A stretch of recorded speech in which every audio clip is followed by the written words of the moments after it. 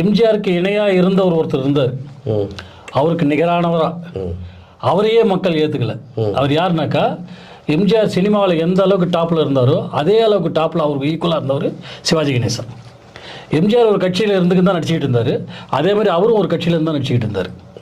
எம்ஜிஆர் டிஎம்கேல இருக்காருன்னா அவர் காங்கிரஸில் இருக்கார். எம்ஜிஆர் அண்ணா வழிகாட்டியை நினச்சாரோ அவர் காமராஜர் வழிகாட்டியை நினச்சார். இப்படி ரெண்டு பேருமே ஈக்குவலாகவே இருந்தாங்க. ரெண்டு பேருமே அந்த கட்சியை விட்டு வெளியே வந்து கட்சி ஆரம்பித்தாங்க. கட்சியை ஆரம்பித்து கட்சியில் ஜெயிச்சது யாருன்னு பார்த்தீங்கன்னா எம்ஜிஆர் தான், சிவாஜி கணேசன் கிடையாது.